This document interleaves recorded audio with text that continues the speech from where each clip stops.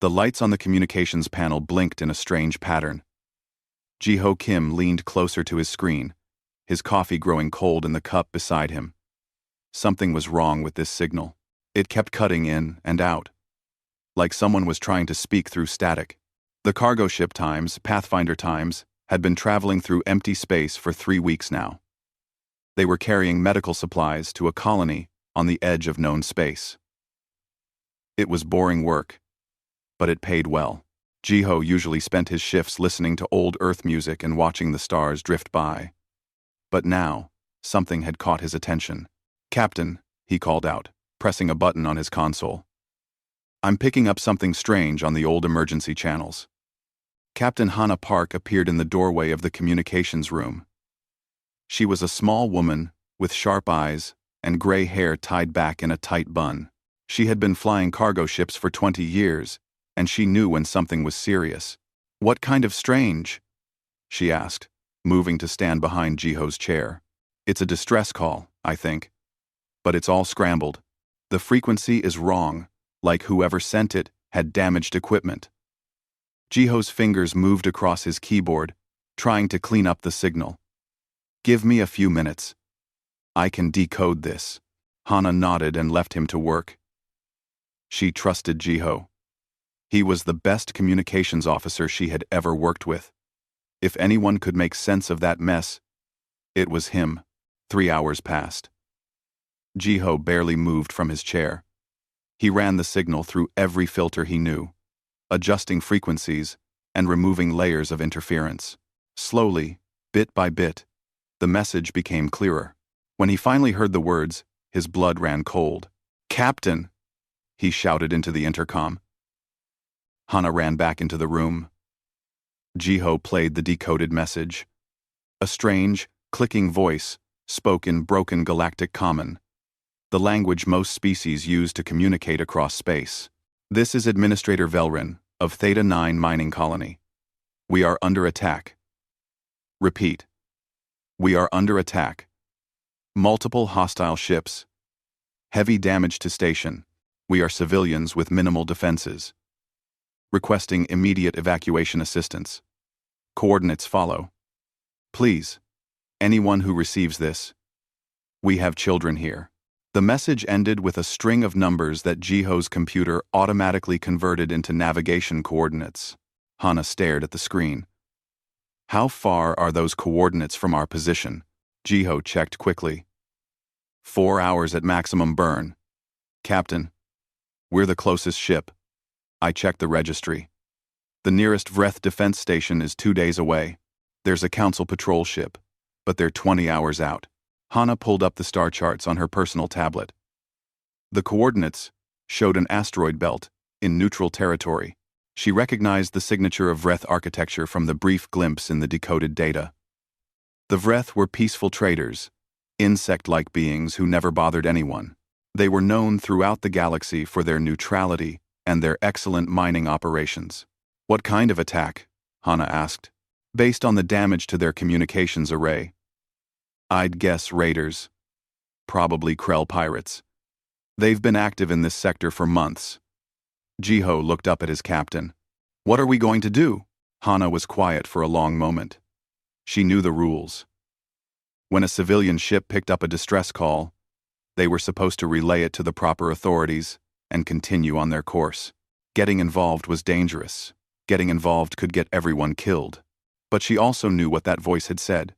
Children. There were children on that station. "Sound general quarters," Hannah said quietly. "All hands to stations. Alter course to those coordinates. Maximum burn." Ji-ho's eyes went wide. "Captain, we're a cargo ship.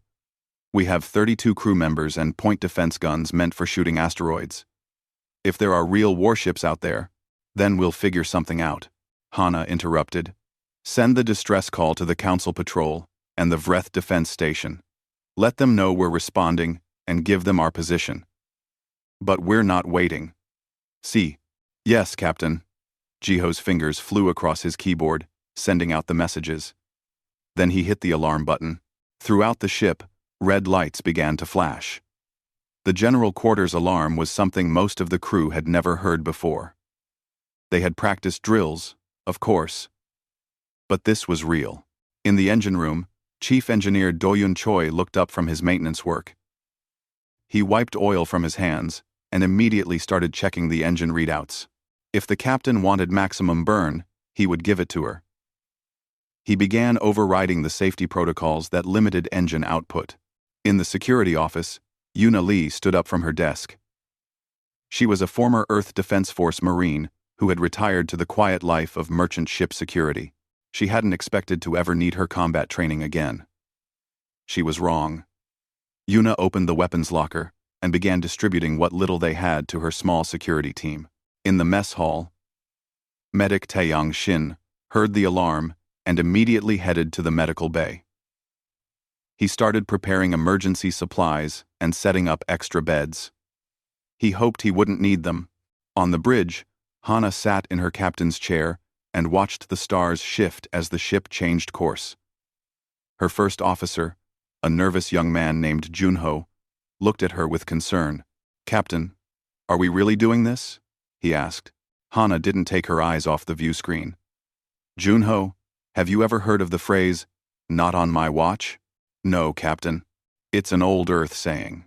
It means that if something bad is happening and you have the power to stop it, you stop it. You don't look away. You don't wait for someone else. You act." She turned to look at him. "We're 4 hours away from people who are dying, people who called for help. We're human beings. We answer." Junho swallowed hard and nodded. He returned to his station and began plotting the fastest route. The Times Pathfinder Times accelerated through space, pushing its engines harder than they were designed to go.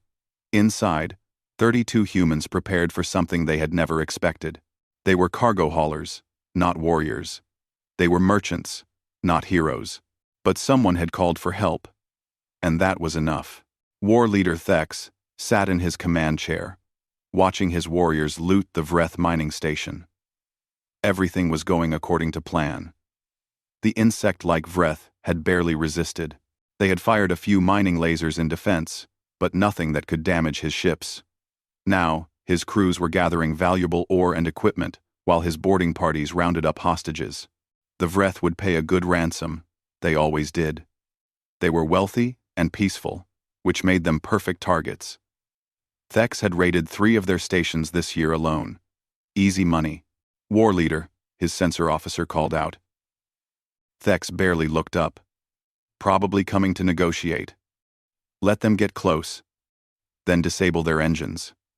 We can ransom them too." But his sensor officer sounded uncertain. "Sir, they're not slowing down.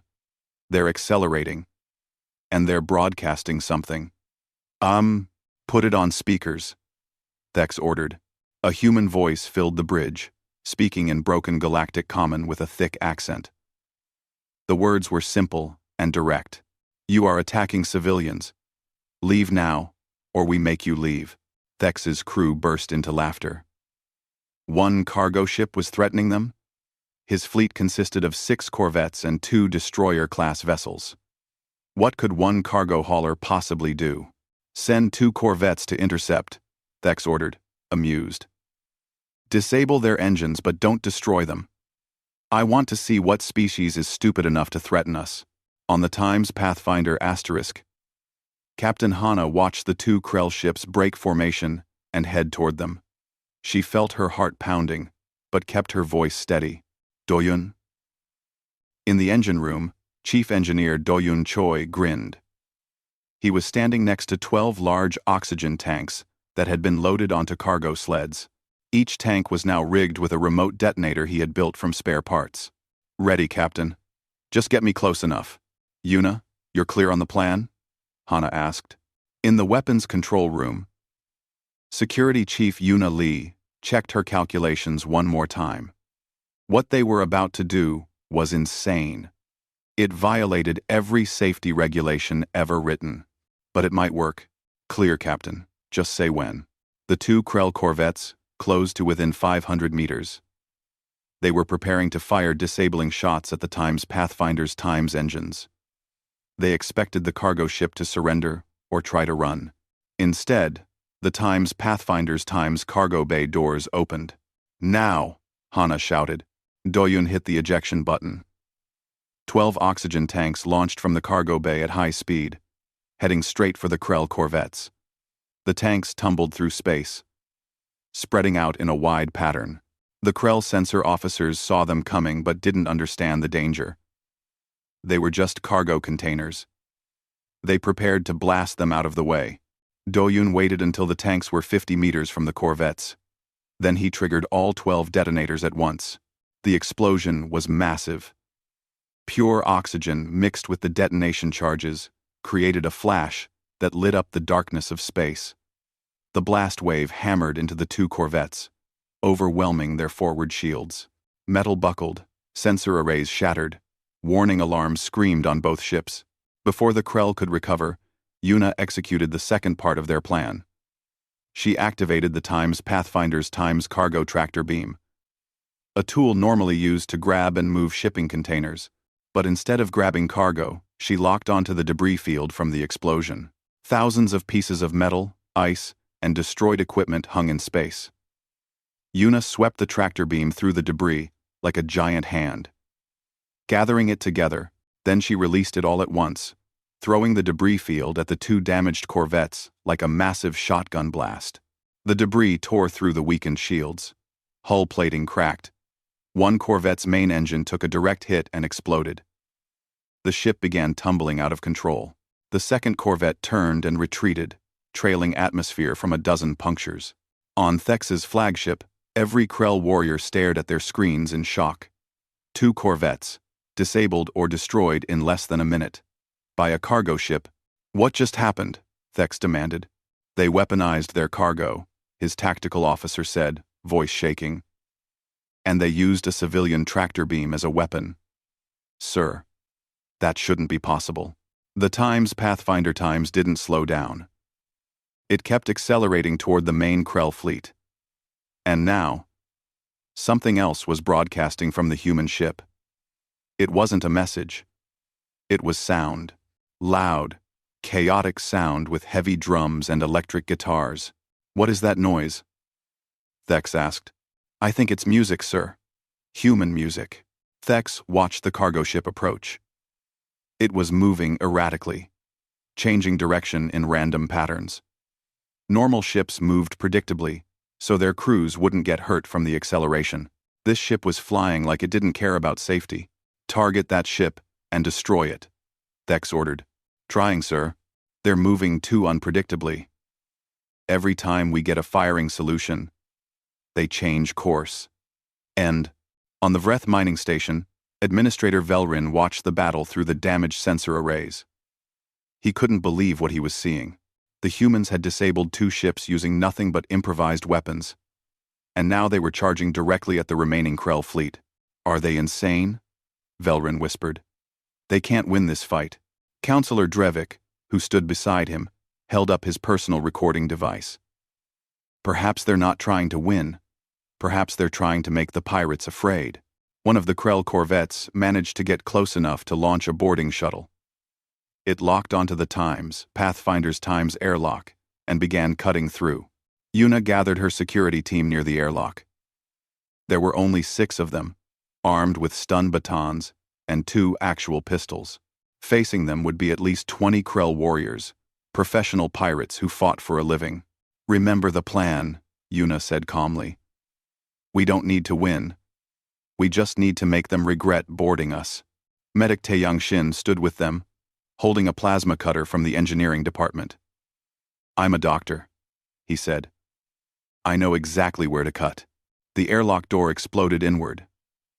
Krell warriors poured through, expecting frightened merchants. Instead, they found 6 humans who immediately attacked. Yuna moved like she was still in the defense force, fast and precise. Her stun baton took down the first warrior. Taeyang's plasma cutter carved through a pirate's weapon, then his armor.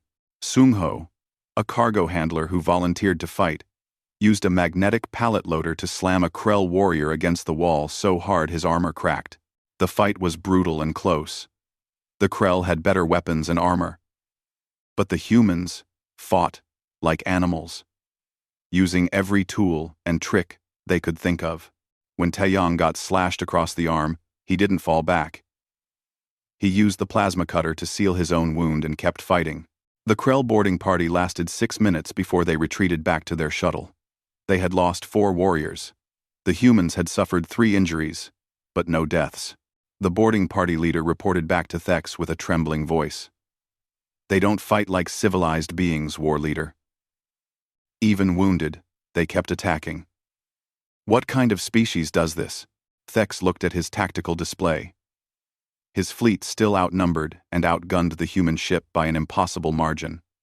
But he had already lost 2 corvettes and a boarding party. The cargo ship was now positioned directly between his fleet and the mining station, still playing that awful music. Then the human captain broadcast one more message. "Last chance. Leave, or we start ramming." Thex checked the human ship's trajectory. They were serious. They were actually preparing to ram his destroyer, a cargo ship, against a warship. It would destroy them both. "Are they bluffing?" his first officer asked. Thex thought about the oxygen tanks, the tractor beam attack, the boarding party's report. These humans didn't bluff. They didn't calculate odds. They just fought. He was a pirate, not a warrior. Pirates ran when the profit turned to loss. "All ships, withdraw," Thex ordered. "We're leaving." His crew stared at him. "War, leader. We can still." "Now," Thex roared. "Before they do something even crazier." The Krell fleet turned and jumped into faster-than-light travel, leaving the system. On the Times Pathfinder Asterisk, the crew stood in stunned silence. "Did we just win?" Junho asked quietly. Captain Hana leaned back in her chair, finally letting herself shake. "We survived. That counts as winning." The medical bay of the Times, Pathfinder Times, smelled like burned metal and antiseptic. Medic Taeyong Shin moved between the injured crew members, treating cuts and burns. His own arm was bandaged where a Krell blade had caught him, but he ignored the pain. There was work to do. "Hold still," he told Sungho, who had a deep bruise across his ribs from where he had been thrown against a wall during the fight. "You're lucky nothing broke." Sungho laughed, then winced. "Lucky. Right. I just fought space pirates with a cargo loader." In the engine room, Do-Yun Choi surveyed the damage to his engines. They had run at 140% capacity for nearly an hour. Smoke rose from several panels, and warning lights blinked across his displays. But the engines were still running. And that was what mattered. "We need a full overhaul when we reach a station," he said to his assistant. "But she'll hold together until then." On the bridge, Captain Hana was talking to Administrator Vel Rin through the video communication system. The Vreth's insect-like face filled the screen, his compound eyes reflecting multiple images of Hana. "Captain Park, my people cannot express our gratitude enough," Velrin said, his clicking voice translated by the computer. "You risked everything for us. For strangers. This is not behavior we have seen from other species." Hana felt uncomfortable with the praise. "We just did what needed to be done." "Are your people safe?" "Yes. Minor injuries only. The Krell did not have time to cause serious harm before you arrived." Velrin paused. "Captain, I must ask, why did you come? Your ship is civilian.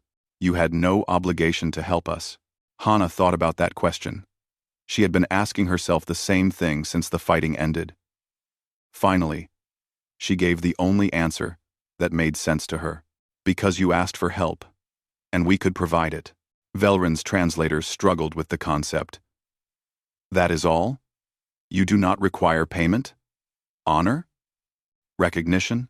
We require that you and your people survive," Hana said simply. After the call ended, Junho approached Hana with a worried expression. "Captain, I've been monitoring communications. What we did here is spreading fast. Someone on the Vreth station recorded everything and sent it to their government. Now it's being broadcast across multiple systems. Is that a problem?" Hana asked. "I don't know. The Galactic Council is calling an emergency session. They want to discuss the incident. They're calling it a violation of non-interference protocols. Junho pulled up a message on his tablet. Ambassador Minji Han wants to speak with you as soon as possible. Hana sighed. Politics. She hated politics. Tell the ambassador, I'll call her in an hour. First, I need to check on the crew. She walked through the ship, stopping to talk to everyone. In the cargo bay, workers were cleaning up the mess from the oxygen tank attack. In the security office, Yuna was writing a detailed report of the boarding action. In the medical bay, Taeyang was finally sitting down to rest, his injured arm elevated. How are you holding up? Hana asked him. Taeyang looked at his bandaged arm. I'm a doctor. I took an oath to save lives. Today I used medical equipment as a weapon. He was quiet for a moment. But I would do it again. Those Vreth civilians, their children. They needed someone to stand up for them. That's why we're here, Hana agreed. She found Yuna in the armory, cleaning and organizing their limited weapons. The former Marine looked tired, but satisfied. 6 against 20, Yuna said without looking up. We shouldn't have won that fight, but we did, Hana pointed out. Because we didn't fight like they expected. They're trained warriors who follow tactics and strategies. We just hit them with everything we had, including things that shouldn't be weapons. They're going to see how humans fight. I'm not sure they're ready for that. Hana thought about Velrin's question. Why did you come? Such a simple question, but other species seemed unable to understand the answer. Humans helped, because helping was the right thing to do. They fought to protect others, even strangers, even when the odds were terrible. Was that really so unusual in the galaxy? An hour later, Hana sat in her quarters and opened a secure channel to Ambassador Minji Han on Earth. The ambassador's face appeared on the screen. She looked stressed. Captain Park, thank you for taking my call. I assume you know what's happening? The council is upset, Hana said. I violated protocols. That's putting it mildly. Minji pulled up several documents. You engaged in combat without authorization. You used civilian equipment for military purposes. You risked an entire crew on what the council is calling a reckless rescue attempt. She paused. You're also being called a hero by about 16 different species who have suffered from Krell raids. Hana blinked. I'm what? The recording from Theta 9 has been viewed billions of times across the galaxy. Velrin's people recorded everything. The oxygen tank explosion. The tractor beam attack. The boarding action. All of it. Minji leaned forward. Captain, you've shown the galaxy what humans are capable of.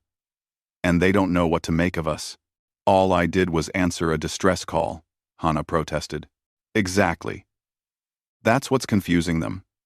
Most species calculate risk versus reward. They have procedures and protocols for everything. But you just acted. You saw people in danger, and you helped them. Consequences be damned. What happens now? Hana asked.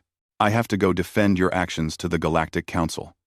They want to understand why a civilian vessel engaged in combat. Why a cargo ship took on a pirate fleet. Why humans seem to have this instinct to protect others, even at great personal risk. Minji looked directly at Hana. What should I tell them? Hana considered carefully. Then she remembered something her grandfather had told her when she was young. He had been a rescue worker during the great earthquakes on Earth. Pulling people from collapsed buildings. Tell them that strength isn't about how much power you have. It's about what you do with that power. We had the power to help. So we did. It's not complicated. Minji nodded slowly. I'll tell them. I'm not sure they'll understand, but I'll try. After the call ended, Hana returned to the bridge. The Pathfinder Times was preparing to leave the Theta 9 system. The Vreth had offered to repair their ship. But Hana wanted to get her crew home. They had done enough for one day. Jiho looked up from his communications station. Captain, I'm getting messages from dozens of ships. They all want to know the same thing. They want to know if the recording is real. If humans really fight like that, what are you telling them? Hana asked. Jiho smiled. I'm telling them the truth. We're just a cargo crew who answered a distress call. Nothing special. But as the Pathfinder times jumped into faster-than-light travel, heading home, both Jiho and Hana knew that wasn't quite true. What they had done was special. Not because they had won an impossible fight, but because they had tried in the first place. Somewhere in the galaxy, War Leader Thex was explaining to his pirate council why he had retreated from one cargo ship.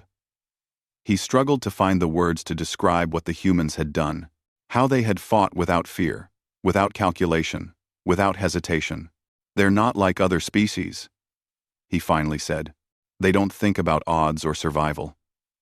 They think about protecting others. And that makes them more dangerous than any warship I've ever faced. The Pirate Council agreed to avoid all ships with human markings. It wasn't worth the risk. And in the Vreth Coalition capital, Councillor Drevik presented his recording to the government assembly.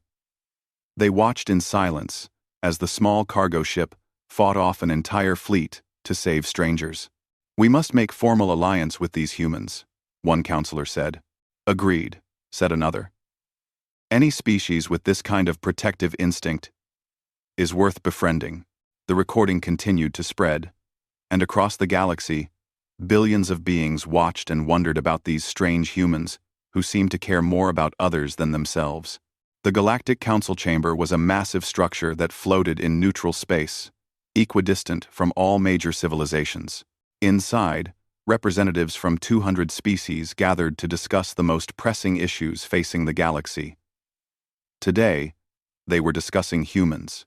Ambassador Minji Han stood at the speaker's platform, looking up at the tiered seats where council members watched her. She could feel the weight of their attention. Some looked curious. Others looked concerned. A few looked angry.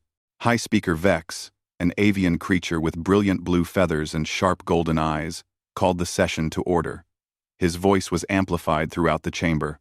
This emergency session concerns the incident at Theta 9, where a human civilian vessel engaged in unauthorized combat operations. Ambassador Han, you may present your statement. Minji took a breath. She had spent 3 days preparing for this moment, but she still felt nervous. She decided to start with the facts. 6 days ago, the cargo vessel Pathfinder intercepted a distress call from a Vreth mining colony under attack.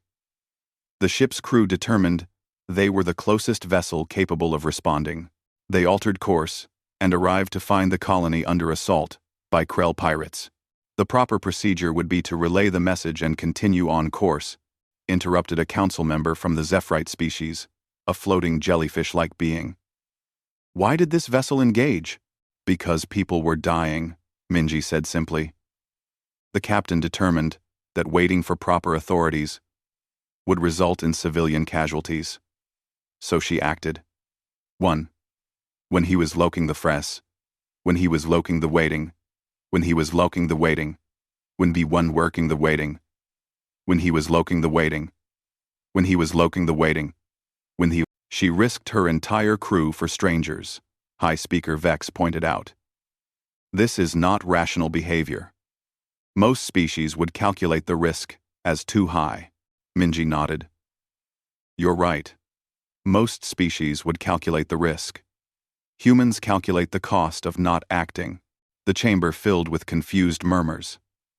Minji pulled up the recording from Theta 9 on the central display. Every council member had already seen it, but she played it again anyway. They watched as the Pathfinder launched oxygen tanks like missiles. They watched as the cargo ship used a simple tractor beam to throw debris like weapons. They watched as a medical officer fought with a plasma cutter, as cargo handlers used equipment to fight trained warriors. When the recording ended, the chamber was silent. This is unprecedented, High Speaker Vex finally said. Civilian equipment used as weapons. Complete disregard for safety protocols. And yet, it worked. The pirates retreated. The Vreth colony was saved with minimal casualties. It worked because the Krell didn't know how to respond, said a council member from the Draxian Empire, a reptilian species known for their military strength. The humans fought without logic, without proper tactics, They simply attacked with everything available. It confused the enemy. It wasn't without logic, Minji corrected gently. It was creative problem-solving under pressure. The crew of the Pathfinder Times assessed their limited resources and found ways to use them effectively. That's not chaos. That's adaptation. But why? Asked the Vreth representative, who had been silent until now. Ambassador Han, I have studied human history through your public records. You fight wars. You understand military doctrine. Yet a civilian crew acted like elite warriors. This suggests either extensive combat training for all humans or something else. Some instinct we do not understand. Minji considered how to explain. She thought about her own childhood on Earth, growing up hearing stories of firefighters who ran into burning buildings, of lifeguards who swam into dangerous waters, of ordinary people who became heroes simply because someone needed help. My species has a saying, she began. We say, not on my watch. It means that if something bad happens where we can see it, where we have the ability to stop it, we feel responsible. Not because of rules or laws, but because we're human. That makes no sense, the Zephyrite member said. Responsibility comes from duty, from obligation, from social contracts, not from simply being present. For humans, being present is the obligation, Minji explained. If we see someone in trouble, and we don't help when we can, we feel shame. We feel guilt. It doesn't matter if they're strangers or even different species. The fact that we could help but didn't is something most humans cannot accept. High Speaker Vex leaned forward. You're saying that Captain Park and her crew felt they had no choice? That their biology or culture compelled them to act? I'm saying they had a choice, and they made the one that let them sleep at night, Minji said. Yes, they could have died, but they would rather risk death than live knowing they abandoned people who needed help. The chamber erupted in debate. Some species found this admirable. Others found it reckless and dangerous. A few quietly wondered what it would mean to have humans as allies or enemies. A representative from the collective, a hive mind species, asked a question. Ambassador, what are your government's intentions? Will you train more ships for this kind of intervention? Are you preparing to become a military power? No, Minji said firmly. Earth's government has no interest in conquest or military expansion. What happened at Theta 9 was not a military operation. It was a rescue operation that required combat skills. That's a dangerous distinction, the Draxian representative growled. Rescue or combat. The result is the same. Your people are capable of significant violence when motivated. Yes, Minji admitted. When protecting others, humans can be very dangerous. But only when protecting. We don't seek conflict. We seek to help. High Speaker Vex called for order as the debate grew louder. He looked at Minji with his sharp golden eyes. Ambassador Han, let me ask you directly. If another distress call is sent tomorrow, and another human ship hears it, what will they do? Minji didn't hesitate. They'll respond. They'll help if they can. Even if it's dangerous. Even if it violates protocols. Because that's what humans do. Even knowing they could face council sanctions. Even knowing we might classify them as aggressors. Even then, Minji confirmed. High Speaker, you can punish humans for helping others. You can create all the rules and regulations you want. But you won't change what we are. We see someone in trouble, we help. It's not complicated. The chamber fell silent again. Every species present was trying to understand this strange behavior.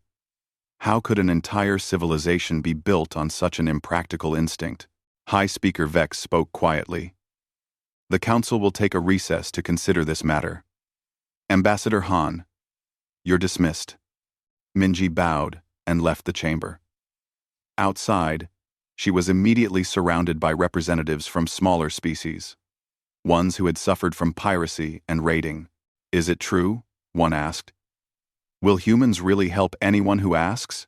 If we can, Minji said. We can't promise to save everyone, but we'll try. Meanwhile, on Earth, Commander Jiho Kang was in a meeting with Earth's military leadership. They were watching the same recording that the Council had seen. "This changes everything," one admiral said. "The galaxy now knows what humans are capable of in combat situations." "Good," Jiho said. "Let them know. Maybe it will make pirates think twice before attacking peaceful colonies." "What about the Council?" "They might try to restrict our movements." Jiho smiled. "Let them try. We're not going to stop responding to distress calls just because it makes them uncomfortable. If anything, we should make it official policy." He pulled up a proposal he had been working on. "I'm calling it the Guardian Protocol. We offer protection services to any peaceful species that needs it. Not conquest. Not occupation. Just protection. The Council will never approve it," another officer said. "Then we do it without their approval," Jiho replied. "We're not asking permission to help people." Back at the Council chamber, High Speaker Vex sat alone in his private office. He had reviewed all available data on humans. They were a young species, barely a century into space travel. They had no superweapons, no vast military fleets, no ancient technology, but they had something that worried him more than any weapon. They had conviction. They had this absolute certainty that protecting others was their responsibility. What would happen when more humans entered the galaxy? What would happen when every distress call was answered by these reckless, brave, impossible creatures who fought like demons to protect strangers? Vex wasn't sure. But he suspected the galaxy was about to change in ways no one could predict. His personal communicator beeped. It was an emergency message from one of his own colonies. Raiders. Attacking. Help needed. The nearest Council security force was 12 hours away. But according to the tracking system, there was a human cargo ship only 2 hours from the colony. Vex stared at his communicator. Every rule said he should call the security force and follow proper procedures. But he thought about what Ambassador Han had said. "We see someone in trouble. We help." He made his decision and sent a message directly to the human ship. The response came back in less than a minute. "On our way. Hold tight. Help is coming." Vex leaned back in his chair. Perhaps humans weren't just changing the galaxy. Perhaps they were teaching it something it had forgotten. 6 months had passed since Theta 9. The galaxy had changed in ways both obvious and subtle. Captain Hannah Park sat in her quarters aboard the Times Pathfinder Asterisk, reading the latest news reports. Her ship was famous now. Though she had tried to avoid the attention, reporters from dozens of species wanted interviews. Trading companies offered her huge contracts. Military organizations wanted to hire her entire crew. She had turned down everything and gone back to running cargo. That was who she was. That was what she wanted to be. But things were different now. Every human ship in space carried enhanced communications equipment, upgraded by Earth's government for free. The unofficial policy was simple. If you hear a distress call, you respond. No captain was forced to help, but every captain did. In the past 6 months, human ships had responded to 47 distress calls across the galaxy. They had driven off pirates, rescued stranded vessels, provided emergency medical aid, and evacuated populations from natural disasters. Not a single human ship had refused to help when called. The statistics were remarkable. Piracy in human-patrolled regions had dropped by 73%. Criminal organizations were avoiding any area where human ships operated. It wasn't because humans were hunting criminals. It was because everyone knew, attack someone near a human ship, and the humans will come for you. Jiho entered Hana's quarters with a concerned expression. "Captain, we have another situation." Hana looked up. "There's a science station in the Keldor system reporting structural failure. Asteroid impact damaged their main supports. They're requesting immediate evacuation. 43 scientists and their families." "How far?" Hana asked. 16 hours at maximum burn." There's a council rescue ship 8 hours away, but they say they don't have enough space for everyone. They can take maybe 20 people. Hannah was already standing up. Alter course. Tell them we're coming. And contact that council ship. Tell them to take the children first. We'll get everyone else. Yes, Captain. Jiho paused. You know, the council still hasn't officially approved the Guardian Protocol. We could face sanctions. Then we'll face sanctions, Hannah said. Set the course. Across the galaxy, in a small apartment on Earth, journalist Sora Lim was reviewing her research for a new documentary. She had spent the last 6 months traveling to different worlds, interviewing aliens who had been saved by human intervention. The stories were all similar. A crisis, a call for help. Then, humans arriving, often from impossible distances, bringing help with a fierce determination that other species found both admirable and frightening. They flew through an asteroid field to reach us, one alien had told her. No sane pilot would attempt that route, but they said people needed help. So they came, another said. When the pirates boarded our station, we thought we would die. Then we heard human voices shouting in broken galactic common. They fought the pirates with mining tools and cargo equipment. 3 humans against 15 pirates. They won. Sora was trying to understand what made humans different. Why did they have this instinct to protect others? She had interviewed psychologists, historians, and even military strategists. They all gave different answers, but one theme emerged. Humans had evolved on a dangerous world. They survived by working together, by protecting their communities, even at personal risk. That instinct, that willingness to sacrifice for others, had become part of their culture. It wasn't just a choice. It was who they were. Her documentary would air next month across multiple networks. She had titled it, The Guardian Species. In the council chambers, High Speaker Vex was dealing with an unusual problem. 16 species had formally requested human protection services. They wanted human ships stationed near their colonies, human crews training their security forces, human advisors helping them plan defenses. The Guardian Protocol, proposed by Earth's government, was now being seriously considered. Diplomat Narration had spent months negotiating the details with various council members. The proposal was simple. Humanity would offer protection to any peaceful species that requested it. In exchange, humans asked only for cooperation, knowledge sharing, and permission to establish relay stations for faster communication. Some council members opposed it, fearing it would give humans too much influence. Others supported it, seeing the practical benefits. And some, like Vex himself, were conflicted. Vex had his own experience with human help. When his colony was attacked 6 months ago, the human ship had arrived in 2 hours and driven off the raiders. The human captain refused payment, asking only for help setting up a communications relay. Faster communications mean faster response times, she had explained. That means more lives saved. During one council session, a representative from the Draxian Empire spoke against the Guardian Protocol. This gives humans too much power.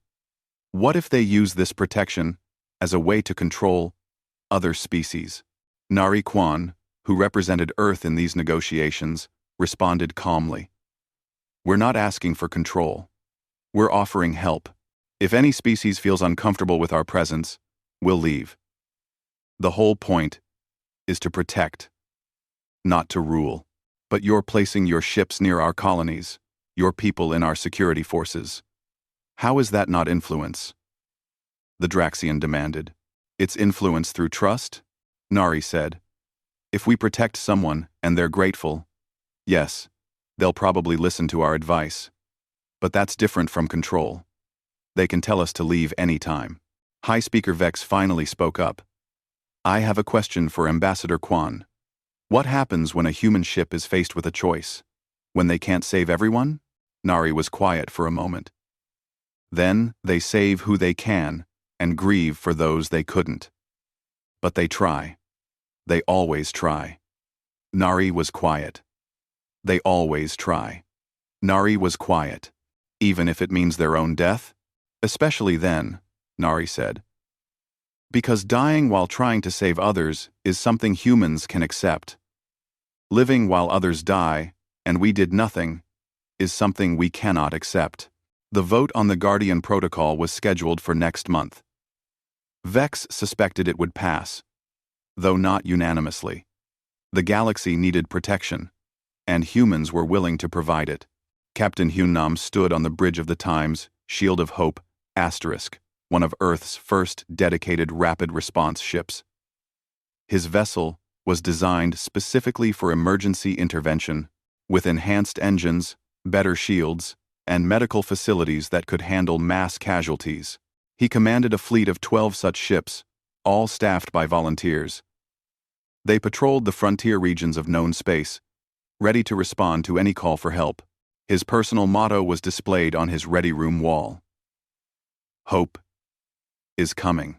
In the past month alone, his fleet had responded to 7 emergencies. They had evacuated a colony from a volcanic eruption, rescued miners trapped in an asteroid collapse, and provided medical aid to a plague outbreak. They had also fought off 3 separate pirate attacks. Hyun's crew came from diverse backgrounds. Some were former military, others were civilians who wanted to help. All of them shared the same goal: be there when someone needed help. Captain, his communications officer called out. We have a distress signal. Colony in the Viridian sector, reporting hostile contact.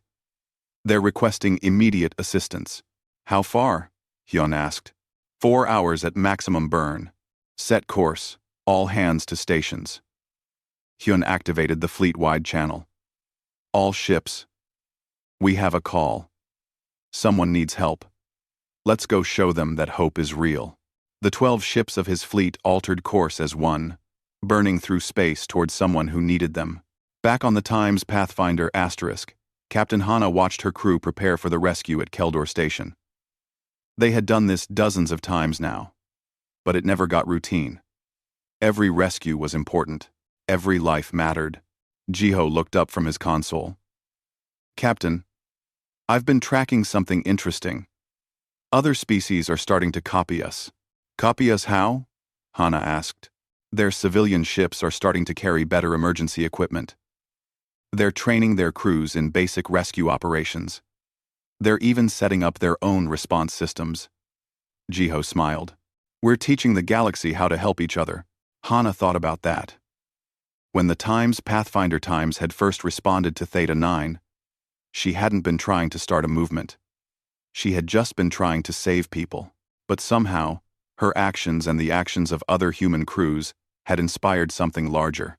The galaxy was learning that strength wasn't just about weapons or technology. It was about being willing to use that strength to protect others. It was about answering when someone called for help. Good, Hana said finally. The more people helping each other, the better. The Times Pathfinder Times jumped into faster-than-light travel, heading toward Keldor Station. Somewhere in the galaxy, dozens of other ships were doing the same thing, responding to calls for help. Some were human, some were not. But all of them were driven by the same principle. When someone calls for help, you answer. High Speaker Vex stood at the observation window of his office, looking out at the stars. He had spent his entire career trying to maintain order in the galaxy through rules, protocols, and careful diplomacy. Then humans arrived and showed him something he had forgotten. Sometimes the most important rule was knowing when to break the rules. Sometimes order came not from control, but from trust. And sometimes the bravest thing you could do was simply help someone who needed it. His communicator beeped. Another report from another world where humans had responded to a crisis. Another successful rescue. Another group of beings who now understood that help was available if they asked for it. Vex made a decision. When the vote came for the Guardian Protocol, he would support it. Not because he fully understood humans, but because the galaxy needed what they offered: hope, protection. The simple promise that when darkness came, someone would answer the call. And as the stars turned and civilizations rose and fell, one truth became clear across the galaxy. When you called for help in the dark, humans would come. They would arrive like a storm, fight like heroes, and terrify everyone involved. But they would come. They would try. They would sacrifice themselves if needed to save others. Because that was what humans did. That was who they were. And the galaxy would never be the same.